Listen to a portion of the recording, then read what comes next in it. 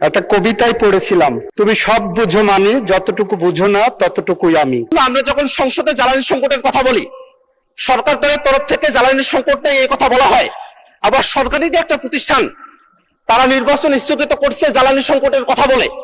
এই জায়গাটাতে একটা সিদ্ধান্ত আসা প্রয়োজন। আসলে কি জ্বালানি সংকটের ইস্যু, নাকি একটা গণতান্ত্রিক প্রতিষ্ঠানকে দলীয়করণ ডাকা হবে সেইটা মূল ইস্যু? এই দুটা বিষয়ে একটা সিদ্ধান্ত আসা প্রয়োজন। মাননীয় স্পিকার, আমরা নোটিশ নিয়ে আসবো, কিন্তু যেহেতু আজকে জ্বালানি মন্ত্রী উপস্থিত আছেন, আইনমন্ত্রী উপস্থিত আছেন, আপনি চাইলে তাদের থেকে এই বিষয়ে একটা সুরাহা, একটা তাদের বিবৃতি আপনি তাদেরকে দেওয়ার জন্য আপনি আহ্বান করতে পারেন মাননীয় স্পিকার। মাননীয় স্পিকার, আপনাকে ধন্যবাদ। আপনার মাধ্যমে মাননীয় সদস্যকেও ধন্যবাদ যে উনি একটি অতি গুরুত্বপূর্ণ ইস্যু আপনাদের সামনে এনেছেন। উনি দুইটি বিষয় বলেছেন, pandemic and act of God. যেটা আনেননি সেটা হলো for any other reasonable cause, আইনের মধ্যে আছে, ওই পার্টটা উনি আনেননি। যতটুকু ওই একটা কবিতায় পড়েছিলাম, তুমি সব বুঝো মানি, যতটুকু বুঝো না ততটুকুই আমি।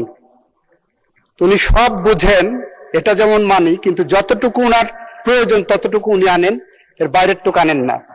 অবশ্যই সংসদের, অবশ্যই নির্বাচনে যাওয়ার জন্যই এই 8 সপ্তাহ বা 7 সপ্তাহ 8 সপ্তাহ সরকার দায়িত্ব গ্রহণের পরে, গত 18 মাসে যখন নির্বাচন হয়নি, আমরা দায়িত্ব গ্রহণ করার পরেই বার কাউন্সিলের নির্বাচন উদ্যোগ গ্রহণ করেছি। এবং সেই ব্যাপারে বার কাউন্সিল একটি স্বায়ত্তশাসিত প্রতিষ্ঠান, আপনি জানেন, তারা স্বকীয়ভাবে স্বাধীনভাবে সিদ্ধান্ত নেন। মাননীয় স্পিকার, বার কাউন্সিলের উনি যে কথাটা বললেন জ্বালানি মন্ত্রণালয়কে টেনে এনে শুধুমাত্র একটা কারণে, সেই প্রেস রিলিজ আমিও পড়েছি, আমার নোটিশও এসেছে। উনি যে জিনিসটা বলেননি সেটা হলো ঢাকা বার সহ বেশ কয়েকটি বার অ্যাসোসিয়েশন থেকে বার কাউন্সিলের কাছে অনুরোধ এসেছে যে তাদের ওখানে এখন নির্বাচন চলছে, তাদের নির্বাচন প্রক্রিয়া সমুন্নত রাখার জন্য, এইটাকে নির্ঝঞ্ঝাট রাখার জন্য, ওই বার অ্যাসোসিয়েশনগুলোর নির্বাচনকে নির্ঝঞ্ঝাট রাখার জন্য নির্বাচনটা পিছানোর জন্য বলেছেন। এবং বার কাউন্সিল একটি সংবিধিবদ্ধ সংস্থা হিসাবে বিভিন্ন বার অ্যাসোসিয়েশনের সেই অনুরোধটাও রক্ষা করেছেন। ফলে এই পার্টটা কিন্তু উনি বলেননি। আইনজীবীদের দাবি ছিল বিভিন্ন বার অ্যাসোসিয়েশন, ঢাকা বার হলো বলা হয় এশিয়ার মধ্যে সবচেয়ে বৃহত্তর বার, যেখানে 22,000-এর উপরে লয়া আছে।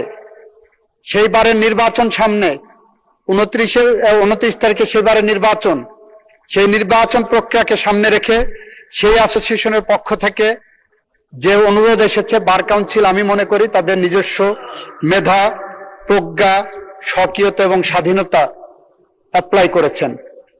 সেই কারণে সেখানে আমরা কোনো হস্তক্ষেপ করিনি। আমরা চাই উনার মতোই যে বার কাউন্সিলের একটি স্বাভাবিক নির্বাচন প্রক্রিয়া এগিয়ে যাক, এবং সেই প্রক্রিয়া এগিয়ে যাওয়ার জন্য আমাদের পক্ষ থেকে আমরা সেখানে হস্তক্ষেপের মধ্যে যাচ্ছি না। আমরাও চাই, উনার মতোই চাই, বার কাউন্সিল স্বাধীনভাবে সিদ্ধান্ত নিয়ে তারা ব্যবস্থা গ্রহণ করবেন। আপনাকে ধন্যবাদ মাননীয় স্পিকার।